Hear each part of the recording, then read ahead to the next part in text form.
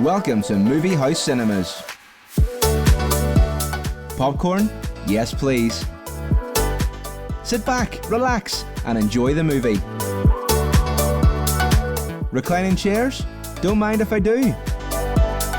Action, thriller, romance, we got it all. Discover the cinema today. Movie House Cinemas, home of the movies.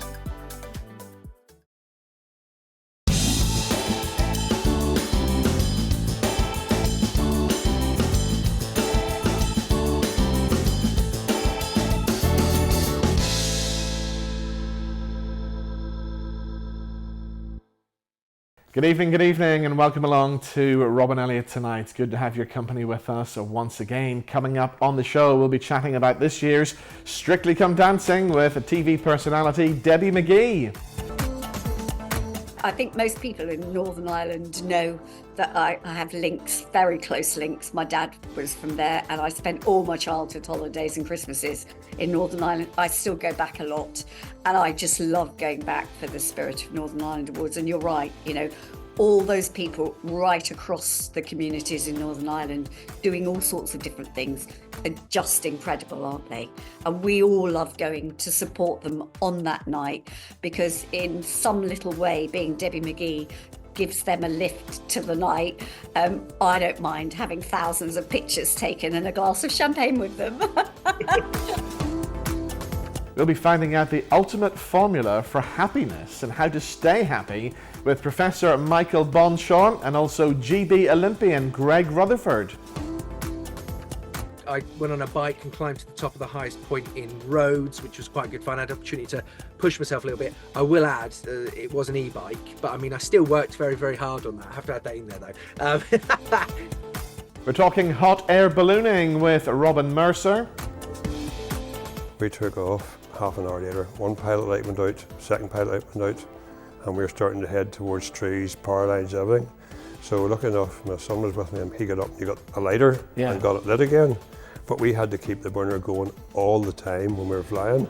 So you're flying and burning and flying. Oh, it was, I kissed the ground when I landed. One of the most popular rom-coms is on its way to Belfast Grand Opera House. We'll be chatting to Sean Harkin about his appearance in Legally Blonde. I remember going out on that stage. I hadn't really thought about it, obviously being at shows in the Opera House, and I remember looking up at the ceiling and someone claimed that they saw my body almost go backwards. And I went, what, that may have been the moment I developed vertigo, looking up at it, but I thought, wow, it's not, when you're on the other side of it, it's spectacular, it really is. And we'll have some brand new music from Paul Casey. And also new music from NIamh Murray as well.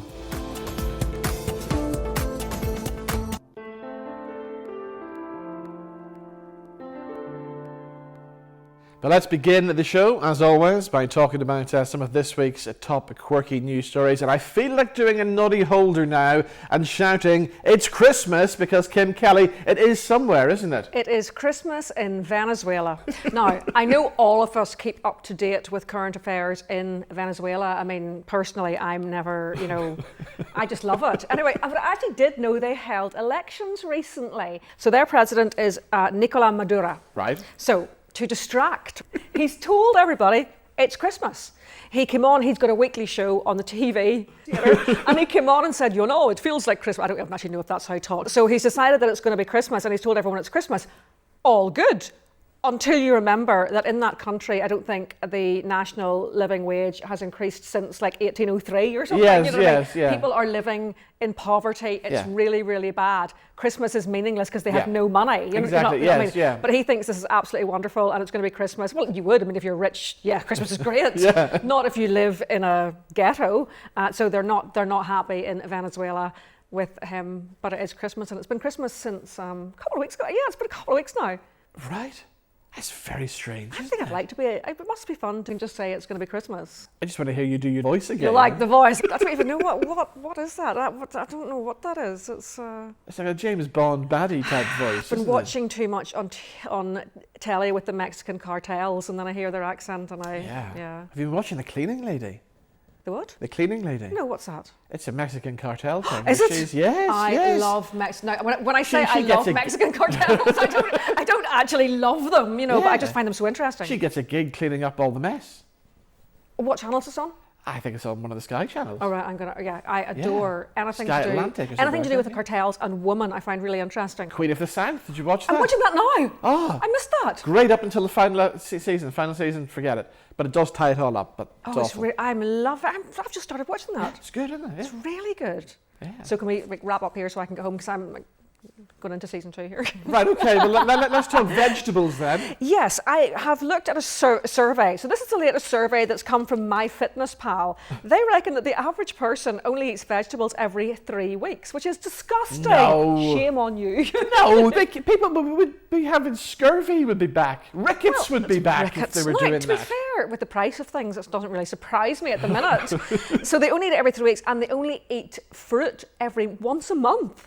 Well, definitely rickets and scurvy are back there if people are doing that. That really is a sign of the times. Like, all joking aside, that is a sign of the times that things have got so expensive that things like fruit and vegetables are considered luxuries now. Wow. I imagine that's why that research is showing that, because we're all really aware that we must eat a certain amount of fruit and vegetables, and it's not like any of us are stupid.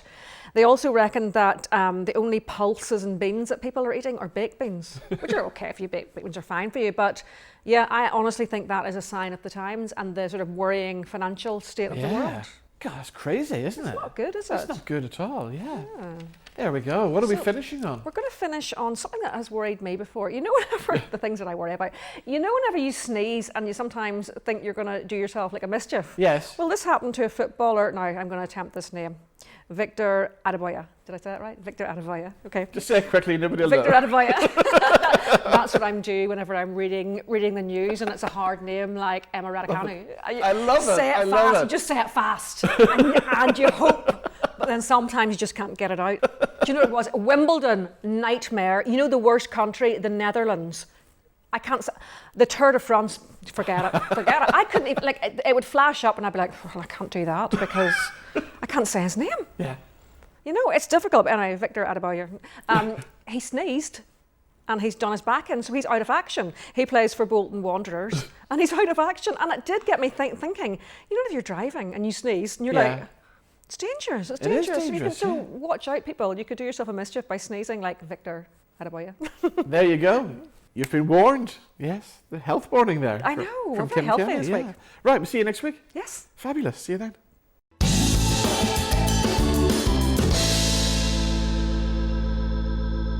Right, time for some brand new music, and Paul Casey has got a great new album out called Life in Reverse, and here's one of the tracks. This is called Still in Love with You.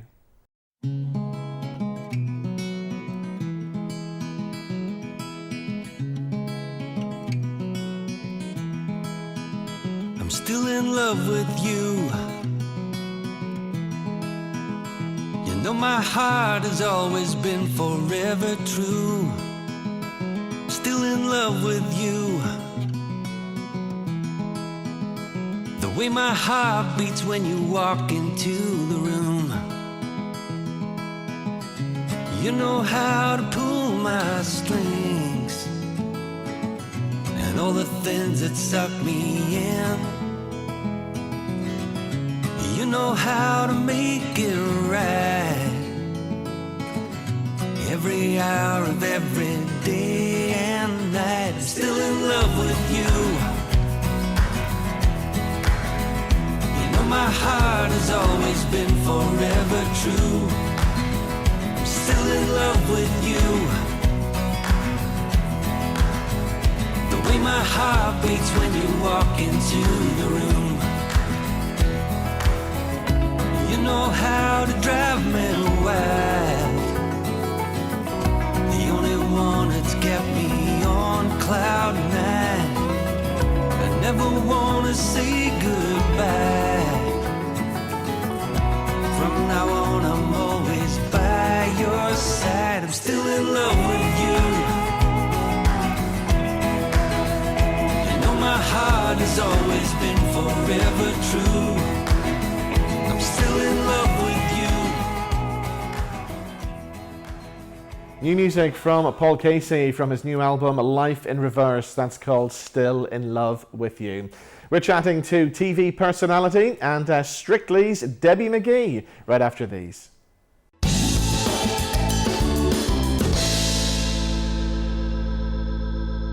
Heading to the North Coast? The Jet Centre in Coleraine offers entertainment for everyone.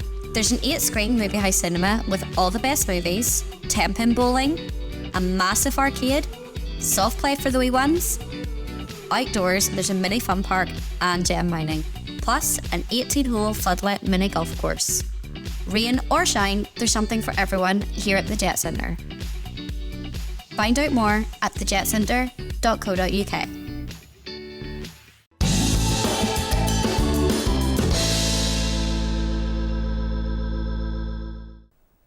And welcome back to Rob and Elliott tonight. Coming up next, we're talking about a new interactive map that reveals the nationwide impact of gifts that have been left in wills. It's called The Great Map of Philanthropy. Great title. It's been launched during Remember a Charity Week, and it highlights how legacy giving supports vital UK charities. To talk further about this, I'm pleased to say that TV personality, Strictly star and a charity advocate, the very lovely Debbie McGee joins us now. Debbie, how are you today? What an introduction. I'm great, especially to be talking to you, Robin. Lovely to see you. So tell us about this campaign then. Why have you decided to get involved?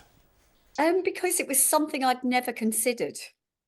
And, I've been so involved, not blowing my own trumpet, but so involved with charities for years now, because show business opens doors for you if you want to go in them, shall we say. And I've been helped by so many along the way as well. And I thought, I don't know why I've never thought about it, and I thought other people are probably like me or think they haven't got enough money or whatever, and it doesn't have to be a lot. And also, it's like in life, you can be, you think, oh, I'm struggling to keep going as it is, and we've all been there or still going through it, a lot of people. But money you leave in your will is then when you've gone, you don't need it. And it's just a wonderful legacy that, charities, it's the donations you give now isn't just to keep them going this year, every charity, but, hospices in Northern Ireland, you've got the wonderful Marie Curie charity that helps so many people in Northern Ireland. I think it's like a quarter of the people in Northern Ireland have been helped by the Marie Curie charity. So it's to keep them going for longer. And without donations, they really can't. And it's getting worse, isn't it? We all know ourselves how all our utility bills are going up. So I just thought it's as it's Remember a Charity Week, it's a good time to kind of come on board and do something about it myself, which is, people have said, well, yeah, but changing your will or writing a will, it's so difficult. And it really isn't. And now there's lots of places you can do it for free. In fact, I was in WH Smith the other day and they've got will writing packages. But if you go to the Remember a Charity website, which is rememberacharity.org.uk, it tells you all about all these charities that you can help. And, the big charities, it's now become quite a big thing, this philanthropy, that people are leaving money to them. But there's so many other charities out there that need the money just as much, and your local community charities, that this hasn't happened yet.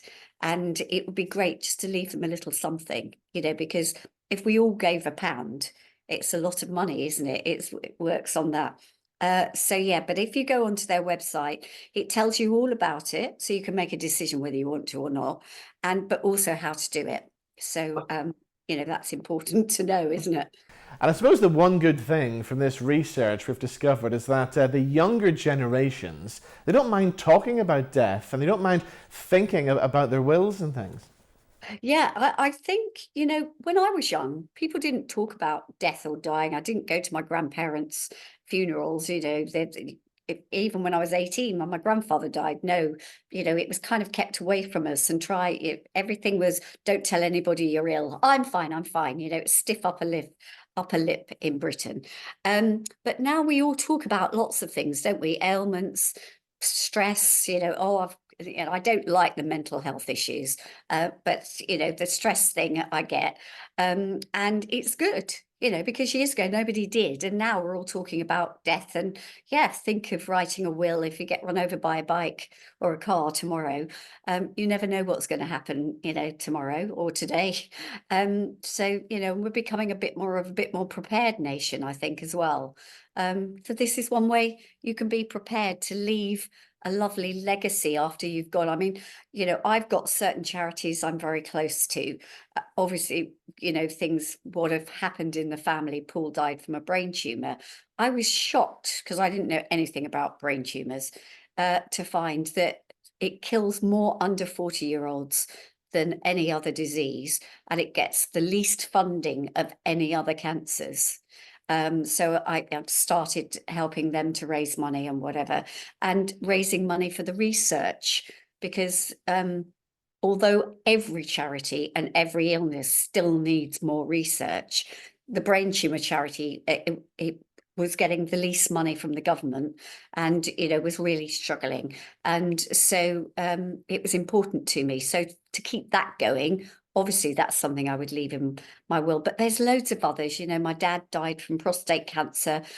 Didn't die from it, sorry. He was diagnosed, caught early, treated, because of the research that was done. And I could go, we all know all the volunteers that help us, so many amazing charities.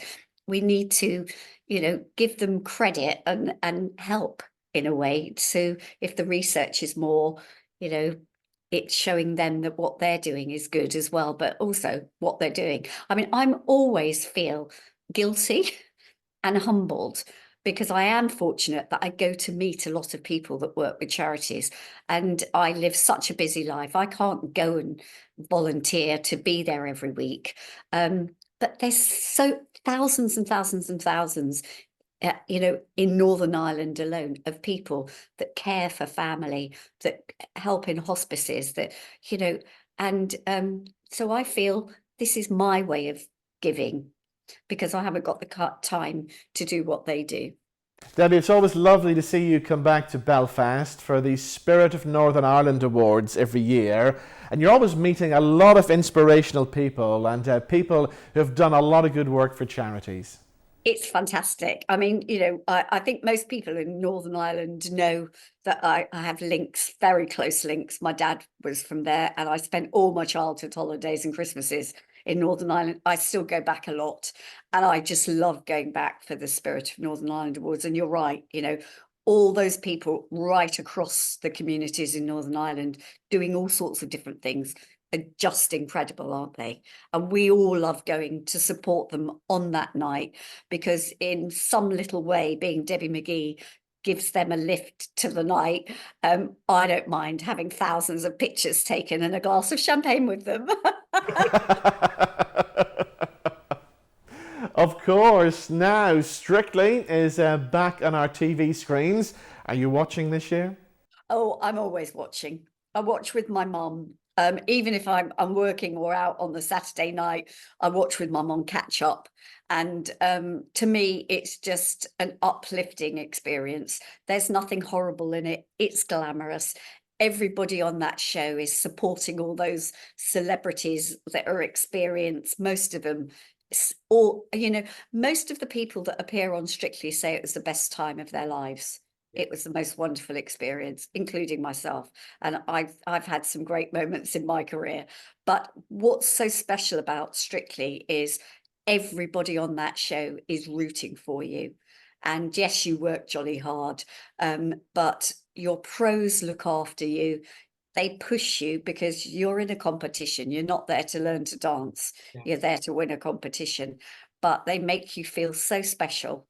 And I love it. I love all the glamour, of course, as you well know. Now, staying with Saturday Night TV, and I was thinking earlier, when I was growing up, we used to always watch the Paul Daniels Magic Show. And back in the day, I mean, that show was pulling in viewers of like 15 million people tuned in on a Saturday night. And really, those were the golden days of television, weren't they? I mean, hey, I had a Northern Irish father. I'm not allowed to be big-headed. But yeah, they were.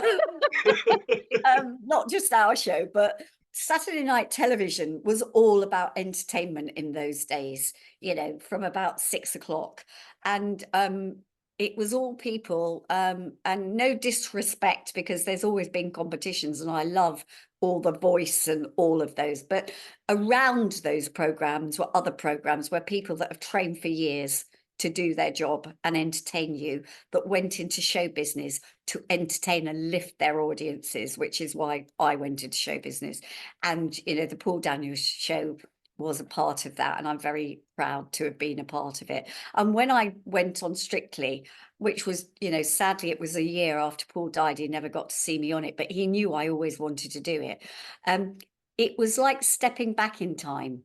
There were the experts in the makeup department, the costumes, everybody on the team wanted you to do well, and you were entertaining people. So for me, it was my dream job, and it felt I was in, a studio like I was, live audience like we were for all those years on the magic show.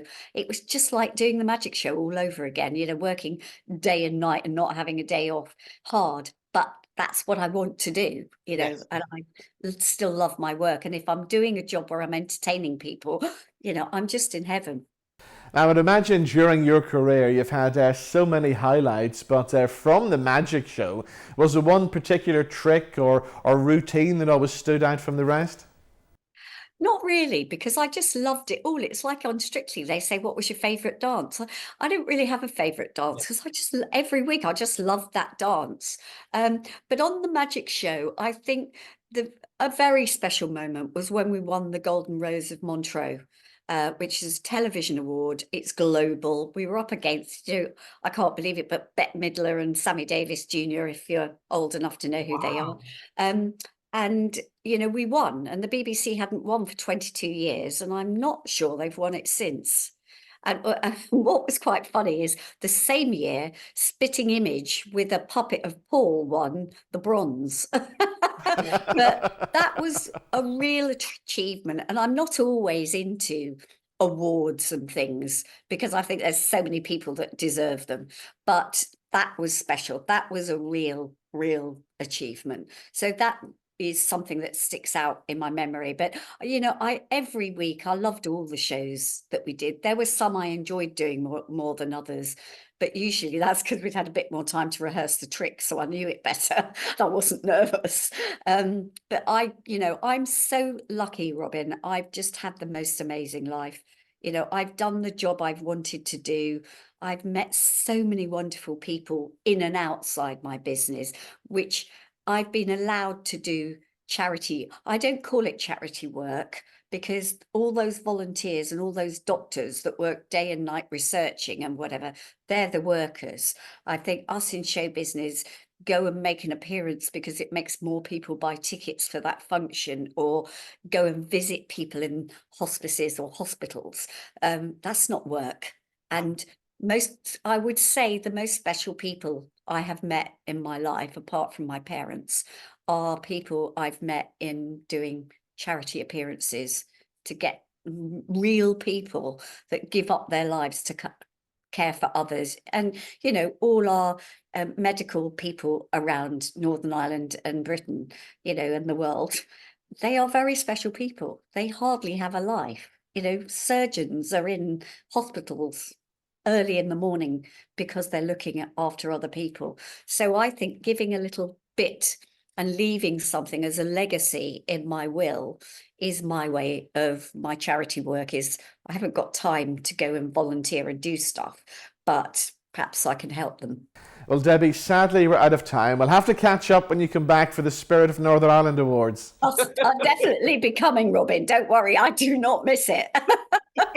As always, lovely to see you. Thank you so much for joining us. You too. Bye.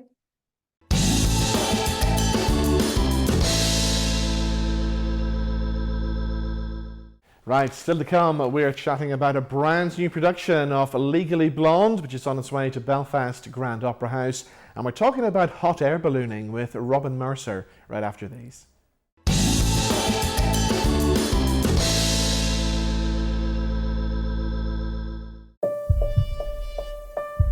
Here we are on the north coast, where sporting legends are made. He needs this putt to advance to the next stage, but can he do it? The crowd are holding their breath. Can he cope with the pressure? Dad, would you take the shot? Yes! Yes! Well,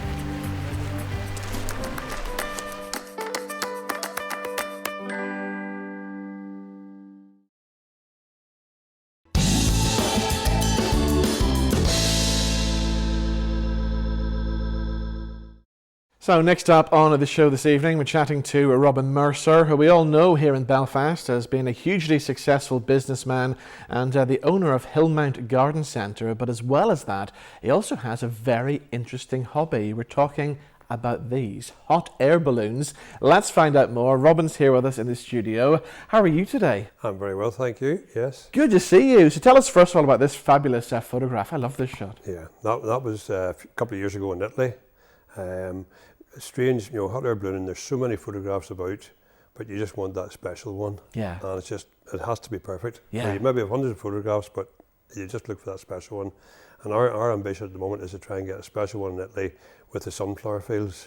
Lovely. We haven't got that one yet, but we're still working on it. Yeah. So are you travelling to Italy all the time to take part in this hobby, or how does it work? Right. What happens is every year, it's been on the go. We've actually been going there for 25 years. Okay. This year, we're 25th year going to Italy.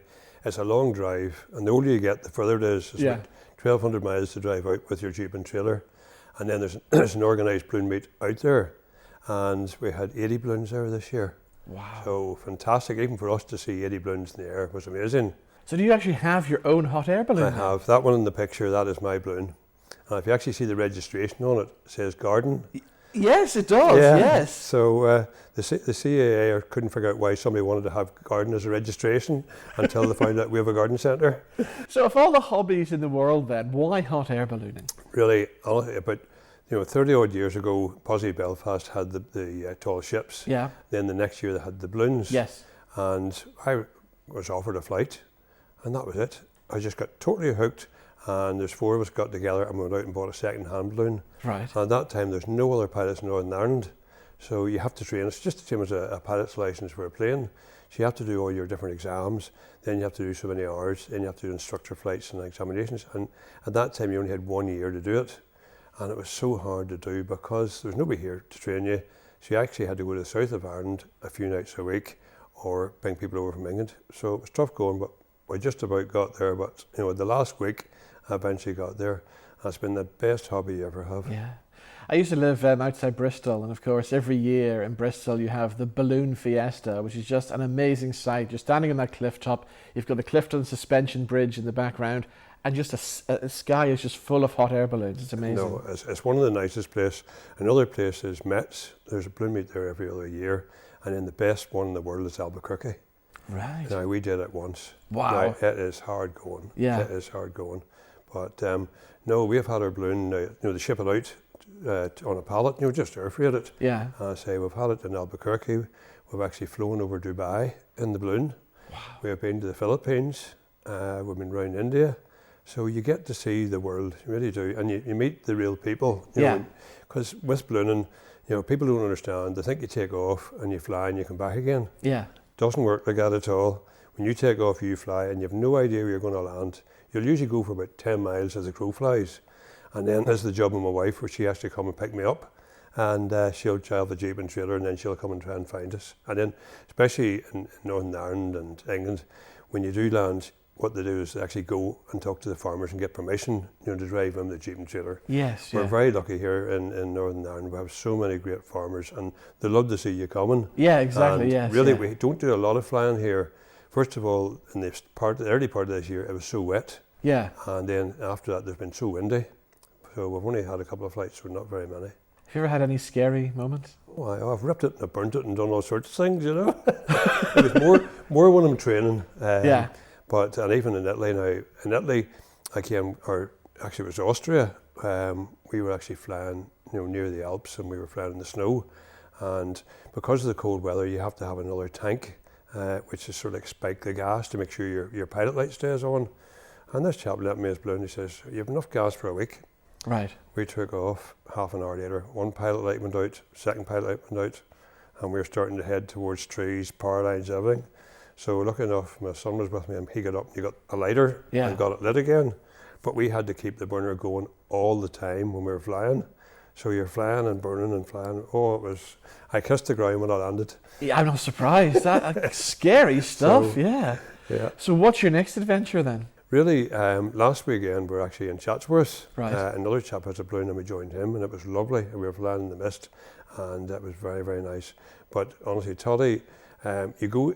The thing is, you can go to Bristol, you can go to different places. And if the weather's bad, you don't need to open the trailer. Yes, yeah. But what we're trying to do now is, if you go to Toddy, now there was 10 slots, as we call it, and we flew 9 mornings. Right. But the problem being, with the airport nearby, 2 years ago you had to be on the ground for 8 o'clock. Last year it was 7:30. This year it's 7 o'clock. Right. Now 7 o'clock on the ground, that means you're taking off at 5:30. You're in the lunch out at 5. You're up at 4 o'clock. On 4 o'clock Italian time, it's 3 o'clock here. Yes, yes. But what we do is when we land, we have a beer, go for an ice cream, and then go to bed. And it's like 2 days in one. It sounds amazing. So it really is. It's a lovely, lovely hobby. Brilliant. Tell us about Hillmount Garden Centre. How many years have you been in business now? Yeah, about 80 odd years. I'm the 3rd generation in the business. My grandfather's the 4th generation. Yeah. Alan's the 4th generation in the business. My grandfather's the one that started it. And I say it was just a market garden in those days. And it's a lovely business to be in. We've expanded into Bangor. We've expanded into Ards, and we have another place in Cheshire. Mm-hmm. And a wee bit of secret, but there's another one on their way too. Really? Yeah. We're working on that one now. It's not finalised, but we are working on it. Of course, it's more than just a garden centre as well. You've got everything. You've got the fabulous cafe and everything in there. Yeah, the cafe, we have great chefs, and I must say the cafe does really well. Every day of the week it's really busy, and it's traditional food. Roast beef dinners, the whole works. And of course, this time of year, all the bulbs are coming in, and dare I say it, but Christmas is coming too. Well, it is. That's what I was going to say. I see on your socials already you're advertising Christmas. And we took Mia last year to see Santa Paws. Yeah. And for anybody who has a little doggy, that's the place to go at Christmas, isn't it? It really is. Honestly, it's Christmas Eve, and honestly, it's a lovely day. I think last year we had about 300 dogs through, and it was lovely, just lovely atmosphere, and everybody was just in good form, and it was a special, special day. What about some gardening advice as we are heading towards autumn then? What should we be doing in our gardens then? The leaves are going to be coming shortly, so try and keep the leaves off your grass as much as possible. Your grass is still growing, it really is, so keep cutting. But now, in another few weeks, start and cut it higher, not as low. And I say, good time now for thinking about pansies and bulbs. Hanging baskets are going to be nearly finished shortly. The like of geraniums and fuchsias and all the tender plants, another few weeks before the frost comes. Get them in, get them sort of, so they don't get protected from frost. Now's a good time to be thinking about planting hedges, even sowing grass seeds. So there's a lot going on at this time of the year. Excellent. Well, Robin, good to see you, as always. Thank you so much for coming in. And maybe we'll take the camera up in the balloon one time. Wouldn't that be a good really TV show, wouldn't it? That would be really special. Let's do it. Good to see you. Thank you.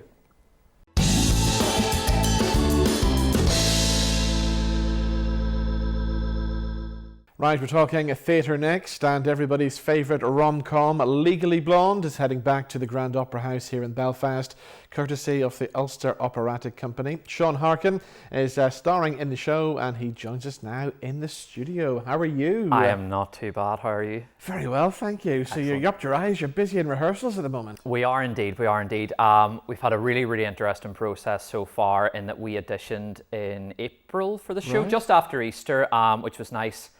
And at that point you think, the show's in October. Yeah. We have loads of time. A couple of rehearsals, a few music ones just to sort of whet the appetite first. Took a bit of time off over the summer. And we started back, I think, 3 weeks ago. Yeah. And we sat there, and it was our chairperson, Gareth Maxwell, said, your band call and tech rehearsal, 6 weeks today. And I think it was at that moment people, 1, got excited, and 2, a bit frightened, but it was that moment, because when you think of band call and tech day, that's the Opera House. That's your moment that you go in, get in everything. You see the set for the first time, it takes your breath away a bit, and then. But we thought 6 weeks from that point, it's time to get stuck into this, and we've been doing kind of 2-3 rehearsals a week. Certain characters are there every rehearsal, every hour, every minute. There's others that maybe are 2 a week, 1 a week. But in the next few weeks, it will really pick up the pace. We're coming into the full runs, the stagger in each of the acts, and those are the best times because although they are quite hectic, that's when the whole cast are together. Yeah. And as a social and artistic event, that's what you want. You want to be able to go out and do what you do in rehearsals and look forward to this is me on stage in a few weeks, but also you want to walk off at the rehearsals to the side and see your friends and go, how was that? Did you enjoy that and stuff? Exactly. And that's what a lot of it's about. So this is the crunch time. So you've appeared on the Opera House stage many times over the years. I mean, is there still a magic when you walk on with a new show?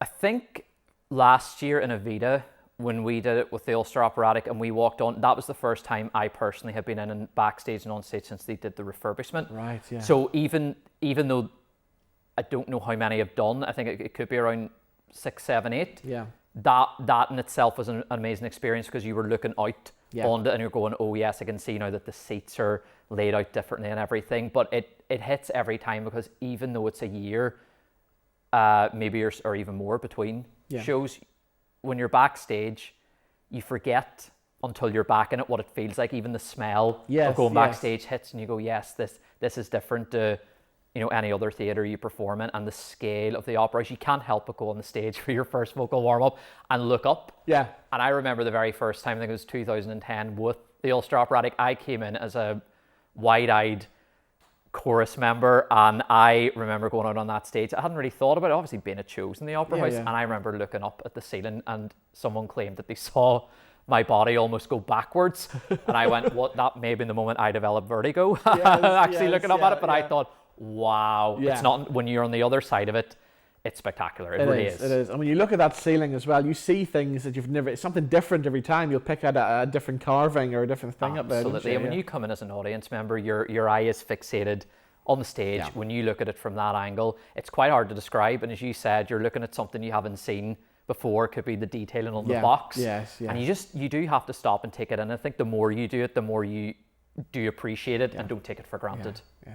Let's talk about Legally Blonde. Yes. When you think of rom-coms, this is kind of the ultimate rom-com, really, isn't it? I think so. And I think as well, I was having this conversation with someone a few weeks ago where I thought, if Legally Blonde was released for the first time now, how would it be perceived? Like, how would it go down? It's a story about, empowerment in, especially women in the workplace, and especially such a job like a lawyer that you do think once upon a time was almost looked at as, a male-oriented profession, and then you have this woman in pink.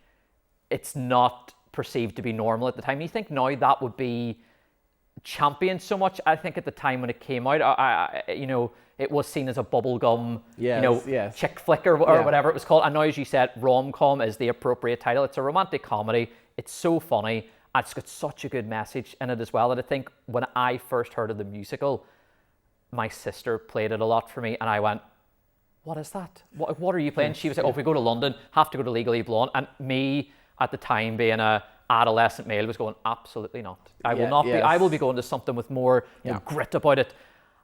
And then I heard the soundtrack, and it was the waking up the days after it and going, this is living in my head now. I can't. And I think that's when people come to see it. They will be like days afterwards, singing the songs, humming them, and they may even try and come back again a second time if they go early enough. And that's what we want. Tell us about the character you're playing in it. So I play Emmett Forrest. Emmett Forrest is the male lead in the show. It is a female dominant show, and absolutely as it should be. My character, luckily for me, is a male hero in the show. He helps the female lead in Elle Woods, further herself, and but not in a, putting her on a platform, more inspiring her from, you have this, you have the smarts. Some of the other male characters are there, as the typical male characters trying to bring this powerful woman down. But I'm lucky that I play one of the ones that has always just championed her from the start. Yeah. And without giving too much away, they develop such a fantastic, relationship and friendship and everything, and chemistry, because he is one of the first people who, male or female, who has seen her for the smarts and the brains that she actually is. Yeah.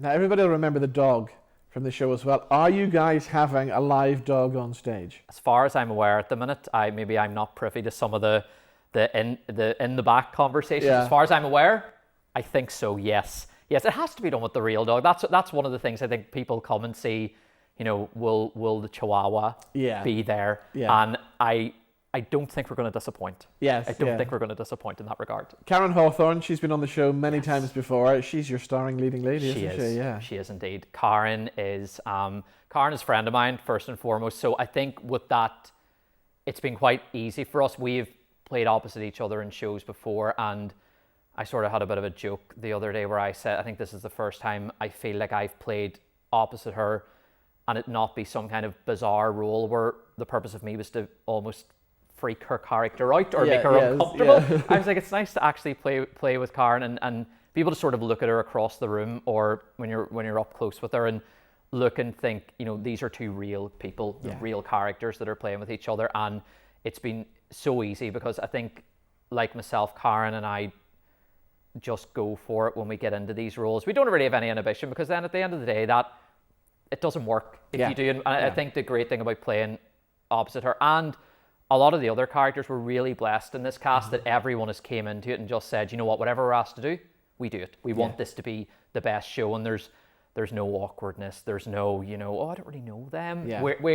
We are all close, and even the ones that maybe we've only met for the first time, everyone's came in and it's been great. I think it's the thing about Northern Ireland and the musical theatre scene here. I mean, there is such a big scene and a close-knit scene as well, isn't there? It almost seems contradictory in a way to say that it's a huge circuit, but within that circuit, a lot of people seem to know each other. And even you could go into a show and someone could say after 3 weeks, I think I know you. Yes. Would be sort of such a common thing. I think I know you. I might have saw you in something, but in that way, that's such a nice way for some people to open a conversation, because then you're like, yes, that was me. How are you? And then that's how friendships happen. And as you said, a lot of the cast maybe haven't worked together before, but we know each other, know of each other. And that as well, if you've seen someone in a show before, worked with them, or heard someone that's worked with them, and you know that they're going to come in and just knuckle down, it makes it so much easier for everyone.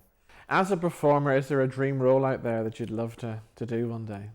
I have to say I've been lucky so far. This show is one in the Grand Opera House is one of them for me, because I know when the music hits, it's almost like a concert with the audience feedback. I've been lucky. I've played both male leads in Jesus Christ Superstar. Wow. I've been very, very fortunate for that. I would say a show that doesn't get done very often would be actually Chess. For anyone who knows Chess, I know the Royal Albert Hall concert was the first time I saw or heard anything from it. I remember being absolutely obsessed with it. So it would probably be one of them out there, and I'll go with that. I'll go with one of the male leads for Chess, because they're two great male leads, and if you were playing either of them, you've won. Excellent. You've done great. Indeed, right. Legally Blonde opens at the Opera House on the 8th of October. It does indeed. It runs from the Tuesday to the Saturday, and we have a matinee on the Saturday as well. Tickets are moving very well. There are tickets still available, but I would encourage anyone in the next week, get out there, look up the Grand Opera House, look up the Ulster Operatic, and find your tickets. Brilliant. Looking forward to it. The best of luck for the show. Thank you so much. Good to see you. Thank you. You too.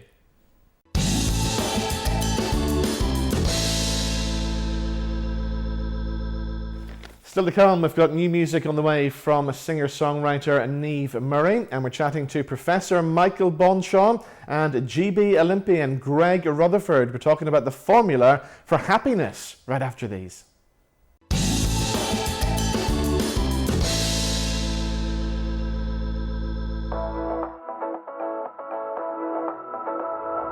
Let the good times roll at Super Strikes at the Jet Centre. You can now book your lane online. We've got 14 bowling lanes and 4 mini bowling lanes. Plus we serve delicious hot food and snacks, or enjoy a cold beverage with your food after the game. Discover bowling today at the Jet Centre. Jet Centre. Entertainment for everyone.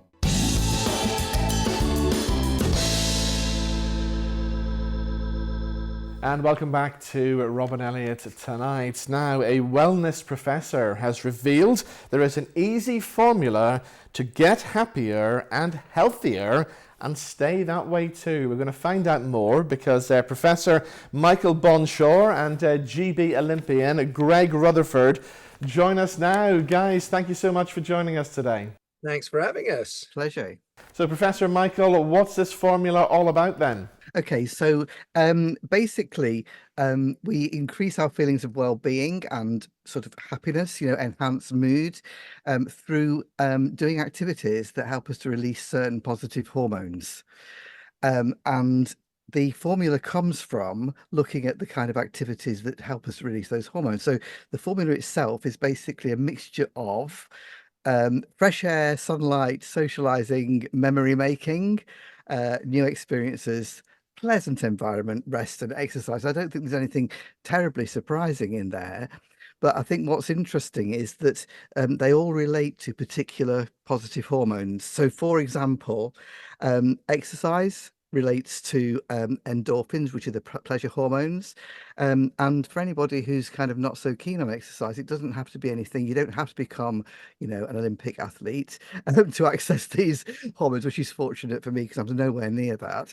But, just having a wander around the garden, taking your dog for a walk, doing some chair aerobics, a bit of Tai Chi, and also even things like learning new stuff. So, reading about a topic you're not familiar with, getting excited about learning a new language or something like that. Learning new things can also release those hormones. And that's quite important because they give us a kind of sense of self-actualization, which is achievement and fulfillment in life, feeling kind of satisfied and having some self-esteem. So they're all important ingredients in increasing well-being and feelings of happiness. Now, Greg, you tested this recently. You took yourself off on a cruise. I did indeed. Yeah, Mercer very kindly took me around Turkey, Crete, Rhodes, and I firsthand got an opportunity to experience new things as well, which is obviously such an exciting, fun thing to do. Went out on some of their excursions, and we just had a great time. I went on a bike and climbed to the top of the highest point in Rhodes, which was quite good fun. I had the opportunity to push myself a little bit. I will add, it was an e-bike, but I mean, I still worked very, very hard on that. I have to add that in there though. We also went wine tasting in Cyprus, which I thoroughly enjoyed. And it was the Ancient Icons tour with Mercer, and it meant that we went to some really amazing historical spots, and that was at Bodrum Castle was amazing in Turkey, and Knossos, for anybody who's into history, it's a really iconic historical site, and we went around there, and you really do feel the effect of this. I took one of my best friends with me, and the whole team that was together, there was about 8 of us at one point. We all got on so well. We just had so much fun, and I'm here obviously post cruise, and I just feel genuinely good. All of these are all things that I think, as Professor was saying, that you understand that they're not like strange new things that people go, oh, well, exercising, resting, enjoying yourselves. That's not a surprise to everybody. But actually, I think we often forget about them, and we can get stuck in this monotonous lifestyle of just sort of work, whatever we're doing, go to bed, get up the next day, do the same thing. And then before we know it, long periods of time have passed and we're not actually doing it. And the beauty of doing something like we did with Bruce is obviously we're TUI, so you fly out there, it's all easy, you get on the boat, you tour around, have a great time, come home again. Having that ease in life as well, I think is a really important part of it. So all in all, as you can probably hear, I'm having a great time. I've had absolute time of my life. So and look, I think for positive physical and mental well-being, it's something I've championed for a long time, from children all the way through to the end of your life. You've got to try and enjoy as much of it as you possibly can. And of course, this formula really highlights how to do that.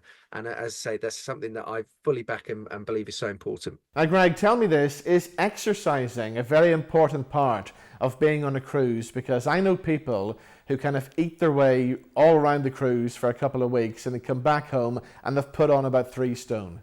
Yes, so that there is that I mean, again, the excursions are a great thing. And so we did 40k on this bike ride. So we actually put in a bit, and there was also on the top of Discovery 1, the ship that I was on, there's a bit of a running track round the top.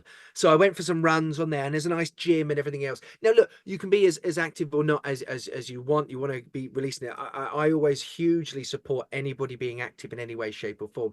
And I appreciate every time an ex-Olympian saying that, people go, well, it's different for you. It's really not. Once I stepped away from it being my job, being motivated to move and everything else, that all changes. But actually, every time I do it, I feel really good about doing it. And it reminds me how important that is. So you go on a cruise ship, yes, fully enjoy the all-you-can-eat buffet, because, I mean, they are absolutely delicious. But equally, get yourself on top deck, go for a bit of a run or a walk or whatever it might be. A bit of mini golf as there was there as well, which is quite good fun.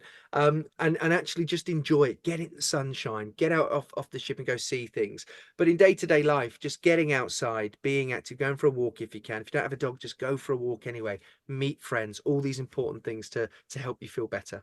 And do you miss the days of competitive sport? Because I would imagine for you, that was probably one of the biggest buzzes you could get. It was a huge buzz, yeah. What I've sort of discovered over the last couple of years is that I don't miss the actual performance of jumping. So the amount of pain that I was in the last couple of years of my career in particular, I do not miss those aches and pains. And in the last year of my career in particular, I mean, it took about half an hour every morning to be able to walk without pain.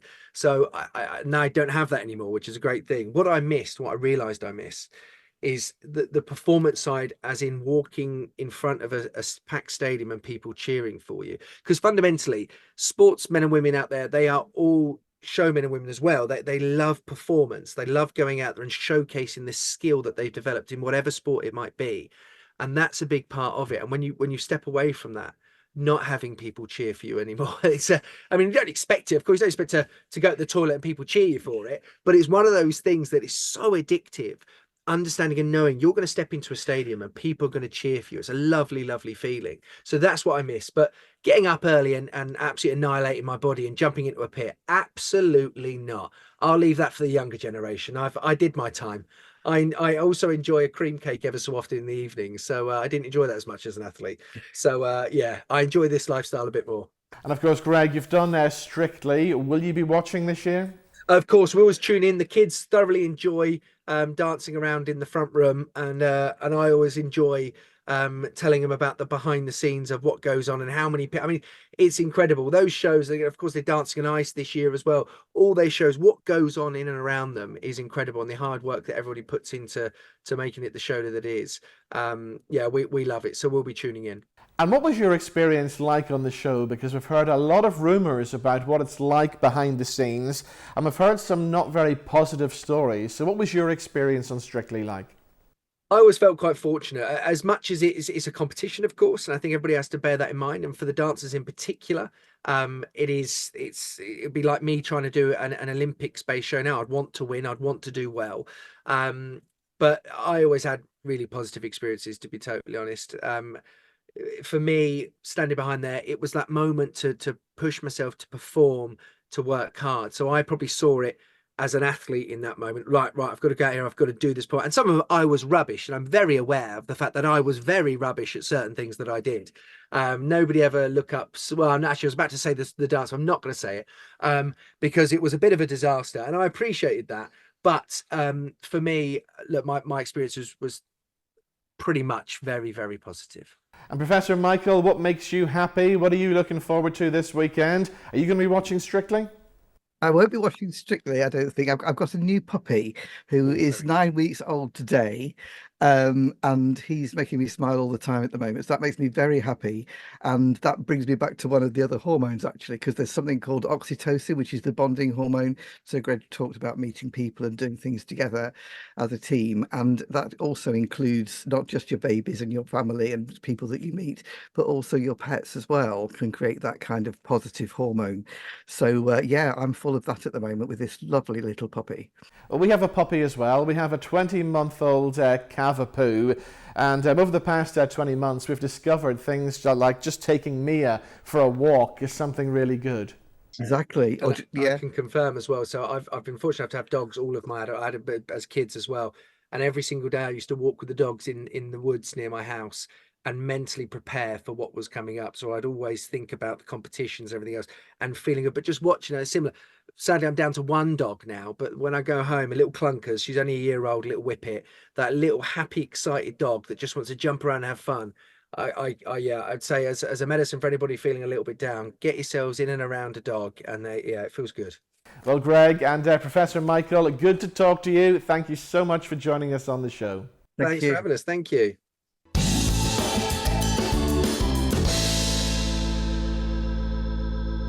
And we're going to finish this week with some brand new music from a singer-songwriter, NIamh Murray. She's back with a new song called Don't You Worry Love. We'll see you back here same time next week. Bye-bye.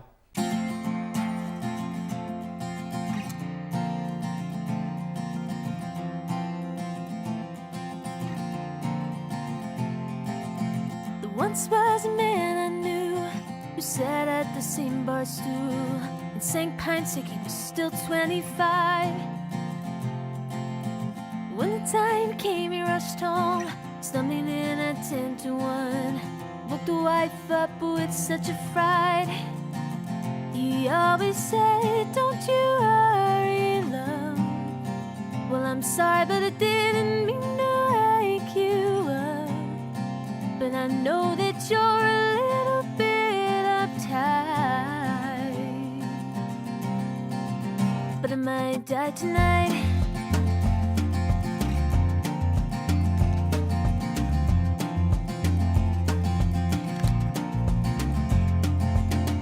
Every day the same as the last.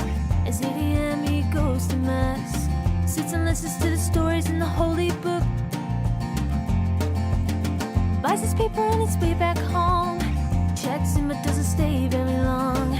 As he leaves the wife again for the pub, he always says,